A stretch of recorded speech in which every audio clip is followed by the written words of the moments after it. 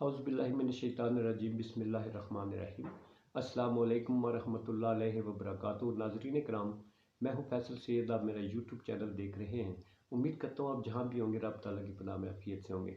नाज़रीन कराम, ताज़ा तरीन सूरत हाल, बदलती हुई सूरत हाल, इस हवाले से काफ़ी सारी पेशरफ्त हो रही हैं। अफवाहें हैं, चमगोइयाँ हैं, कॉन्फ्रेंसें हैं, इस बहुत कुछ चल रहा है, तो उसमें बात करते हैं। आज हम सबसे पहले बात करेंगे नून लीग। नून लीग क्या है और इसके अंदर क्या है। ज़ाहिर है दो बड़े नाम हैं, एक शहबाज शरीफ है और जो दूसरे बड़े भाई इनके नवाज शरीफ साहब। इस पे बात करेंगे। फिर इसके बाद जनाब अहम तैनाती के हवाले से जो समरी क्या फाइनलाइज हुई है, उस पर कौन से नाम हुकूमत की तरफ से कौन सा नाम है और मिलिट्री जो है वो उनकी तरफ से कौन से नाम भेजे गए हैं, इस सिलसिले में बात करेंगे। और दूसरे जनाब आज फैज़ अली चिश्ती साहब जलवा गर हुए जी, अपनी अपनी ही तकरीब रूनुमाई उन्होंने की है आज। बड़े अरसे बाद 50 साल के बाद उन्होंने जलवा गर हुए हैं। बहुत सारे लोगों को कुछ याद आ गया होगा। दूसरा जी, इमरान खान साहब को बदनाम करने के सारे हरबे नाकाम हो गए। एक और चाल चली जा रही है। एक और साहब आज जलवा घर हुए, उस पर बात कर लेंगे। और तीसरे जी, मईशत हमारी जो है वो किधर जा रही है, इस पर बात करेंगे। बड़ी अहम बात है। सबसे पहले जी नून लीग पे बात करते हैं। नून लीग, शहबाज शरीफ साहब आपको पता है आज कोरोना में वो बीमार हो गए, बड़े अहम मौके पे बीमार हुए जी। नून लीग जो है उसमें शहबाज शरीफ साहब का आपको पता है कि वो एस्टेब्लिशमेंट के जो है वो उनके करीब माने जाते हैं, जबकि नवाज शरीफ जो है वो हमेशा एंटी एस्टेब्लिशमेंट उनका जो है रवैया रहा है, या उनका तारफ़ रहा है, या उनका बयानिया रहा है। अब चूँकि शहबाज शरीफ साहब जो है वो प्राइम मिनिस्टर बन गए हैं और नवाज शरीफ साहब जो है वो बाहर हैं, आपको पता है उनके बेटे और जो सब्ज़ाती है वो भी बाहर ही हैं। शहबाज शरीफ साहब यहाँ पर हैं, उनके बेटे हमज़ा शहबाज भी यहाँ पर हैं। अब नवाज शरीफ साहब बाहर बैठ के सारी सियासत कर रहे हैं और फ्रंट पे जो है वो सामने जो है मसाइल के सामने जो है वो है शहबाज शरीफ साहब। अब शहबाज शरीफ साहब क्या चाहते हैं, वो ये अपना वो पूरा नहीं कर सकते। इस तनाज़ुर में देखें कि वो एस्टेब्लिशमेंट के करीब माने जाते हैं। अब एस्टेब्लिशमेंट के करीब होने के नाते से वो एस्टेब्लिशमेंट के लिए क्या चाहते हैं, वो उनके साथ कितना चलना चाहते हैं, वो अपनी इस ख्वाहिश को पूरा नहीं कर सकते। अब उनको वो प्राइम मिनिस्टर तो बन गए हैं, तो नवाज शरीफ साहब बाहर हैं, उनकी साहबजादी भी बाहर चली गई हैं। अब वो ये सोचते हैं, बड़े भाई जो है भाई ये प्राइम मिनिस्टर तो बना हुआ है, अब वो इनको टास्क ऐसे दे देते हैं कि जिनको पूरा करना शहबाज शरीफ साहब की बस की बात नहीं है। अब शहबाज शरीफ साहब एस्टेब्लिशमेंट को बड़े अच्छे तरीके से जानते हैं, नवाज शरीफ साहब भी जानते हैं। अब चूँकि इनके कुर्बत है एस्टेब्लिशमेंट की, पुरानी अभी नहीं, शुरू से ये उनके मंजूर नज़र रहे हैं, मगर उनके मंजूर नज़र होने से अब नवाज शरीफ साहब क्या चाहेंगे कि शहबाज शरीफ साहब उनके मंजूर नज़र होते हुए वो प्राइम मिनिस्टरशिप के जो है तो वो मज़े लें। वो फंसे हुए बेचारे, अब बाहर से उन्हें क्या टास्क दे के भेजा है, वो अब उसको पूरा कर सकते हैं या नहीं कर सकते। उन्होंने पीडीएम की जमातों के साथ क्या वो बात करनी है और एस्टेब्लिशमेंट के साथ किस तरह से बाहर वाला मैसेज कन्वे करना है। वो बेचारे क्या हुए, वो कोरोना में मुब्तला हो गए, करंटीन ही कर लिया उन्होंने। अब करंटीन हो गए हैं तो इस मौके में सारे जो हैं ज़ाहिर मेल मुलाकात तो बंद होती है जी, ये तो बड़ी सेंसिटिव इशू होता है।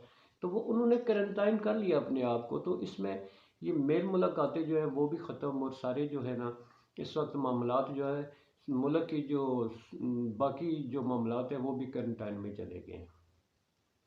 अब हम सुनते आए शुरू से कि नून लीग में दो ग्रुप बने हुए हैं, एक नवाज शरीफ साहब का है और दूसरा शहबाज शरीफ साहब का। अब ये दोनों ग्रुप जो है आपस में क्या सोचते हैं, क्या इनकी अंडरस्टैंडिंग इतनी है कि जो नवाज शरीफ साहब का ग्रुप जो है वो चाहता है اور وہی شہباز شریف صاحب کا گروپ جو ہے اسے وہ رسپانڈ کرے گا کہ وہ اس طرح سے چاہتے ہیں، چلے ہم بھی ایسے ہی کریں۔ یقیناً اس میں کہیں آپس میں جو ہے نا وہ کنٹراڈکشن ضرور ہوتی ہے، اس میں اپنے اپنے انٹرسٹس بھی ہوتے ہیں۔ ظاہر ہے شہباز شریف صاحب، نواز شریف صاحب کے اپنے اپنے انٹرسٹ ہیں، نواز شریف صاحب کے اپنے انٹرسٹس ہیں۔ اس وقت جو انہوں نے اہم تعیناتی کے سلسلے میں جو باہر سے ٹاسک دیا ہے شہباز شریف صاحب کو، اگرچہ خواجہ آصف صاحب کہتے ہیں کہ باہر کوئی بات نہیں ہوئی، جبکہ پہلے خواجہ آصف صاحب کہتے رہے اس سلسلے میں شہباز شریف صاحب جائیں گے مشاورت کے لیے، اب وہ ہو کے آ گئے ہیں تو خواجہ صاحب کہتے ہیں ایسی کوئی بات نہیں ہوئی، اس پہ ابھی ہماری کوئی مشاورت کمپلیٹ ہوئی، نہ ہی ہمارے ذہن میں کوئی ہمارا فیوریٹ ہے۔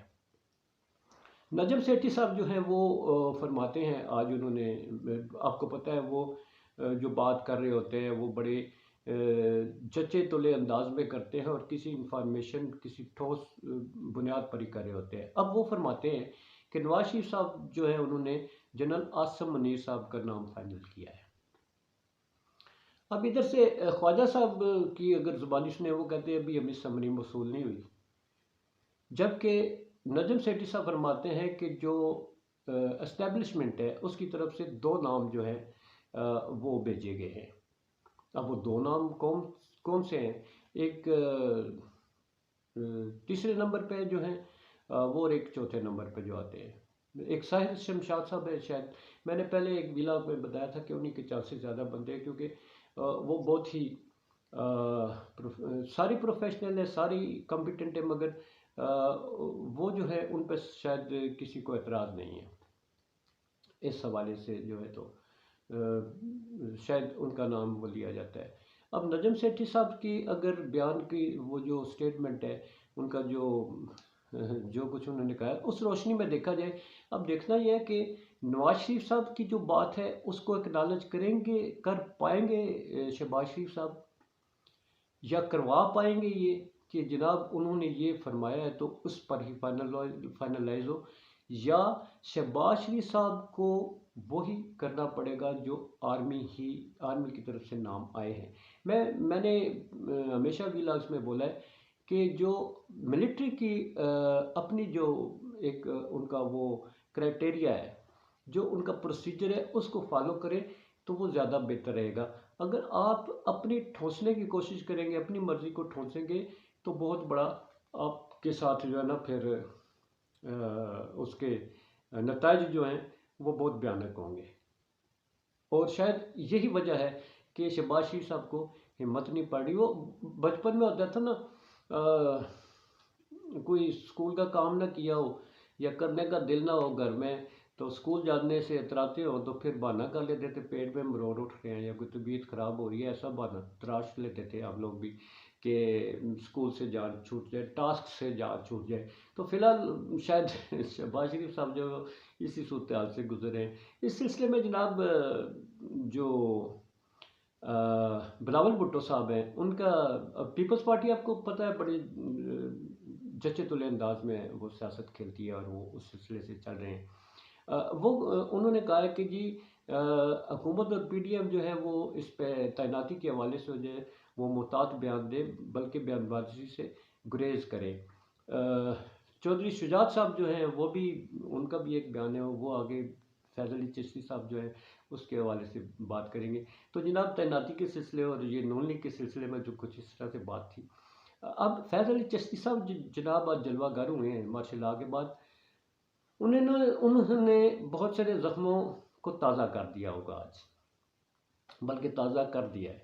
ان کا چہرہ دیکھتے ہی اور نام سنتے ہی پیپلز پارٹی والوں کو یقیناً ذوالفقار علی بھٹو صاحب کی جو ان کو اتارا گیا تھا، ان کے اقتدار سے الگ کیا تھا، اور جس بھیانک طریقے سے جو ان کے ساتھ کیا گیا، شاید یہ ساری قوم جانتی ہے اور شاید نئی جنریشن نہ جانتی ہو۔ فیض علی چشتی صاحب وہ کردار ہیں، یہ ضیاء الحق صاحب کے رائٹ ہینڈ ہوتے تھے، اور جو بھی ہم ٹی وی پہ بچپن میں دیکھا کرتے تھے، اسکول میں پڑھا کرتے تھے اس وقت، تو یہ بڑی بڑی مونچھوں کے ساتھ بڑی ڈیشنگ قسم کی پرسنالٹی ان کی، ابھی بھی ظاہر بات یونیفارم میں ہوتے تھے، یہ ان کے رائٹ سائڈ پہ ہمیشہ ان کا چہرہ سامنے نظر آ رہا ہوتا تھا۔ تو یہ آج جمہوریت کی باتیں کر رہے تھے اور بڑا اچھا لگ رہا تھا جمہوریت کی باتیں کرتے ہیں، مگر انہوں نے تو جمہوریت کو کچلا تھا، انہوں نے جمہوریت کو کچلا تھا، اور کچلتے ہوئے جو ہے تو پھر یہ ایک قومی اتحاد تھی بنا اس وقت جو بھٹو صاحب کے خلاف تھا، یہ قومی اتحاد کے ان کا جو مطالبات تھے ان کے کاندھے پہ سوار ہو کے ایک مارشل لا لگایا تھا جسے قوم نہیں بھول سکتی۔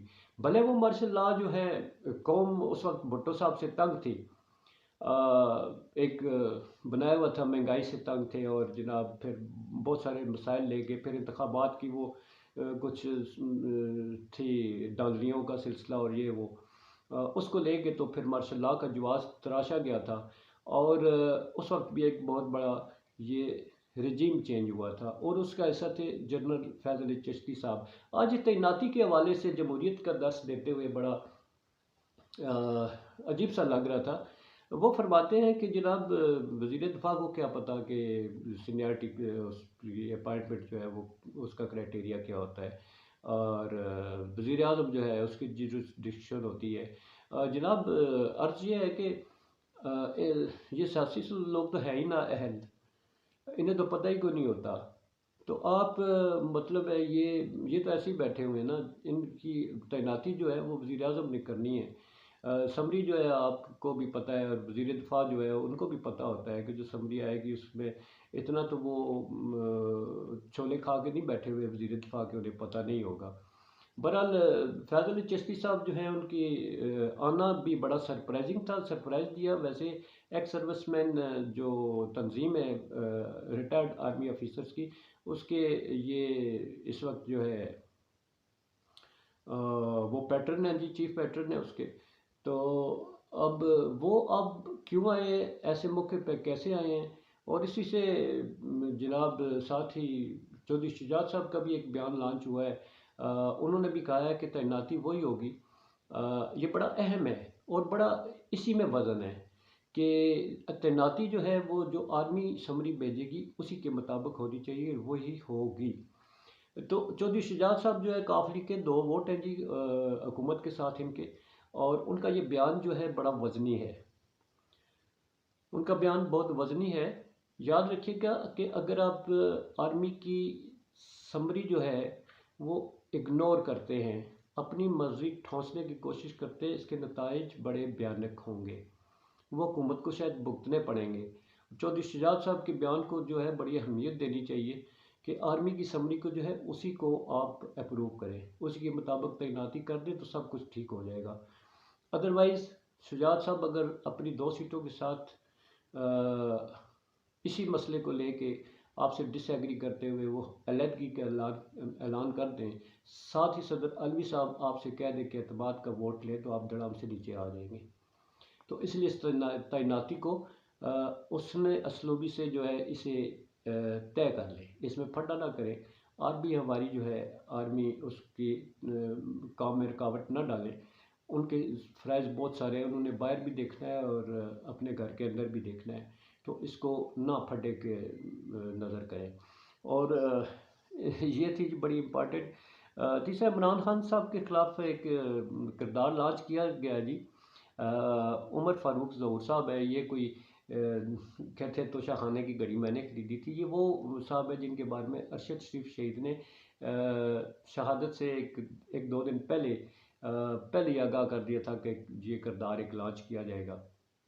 تو اس کے حوالے سے پھر بات ہوگی ڈیٹیل میں، بہرحال ایک اور کوشش کی جا رہی ہے۔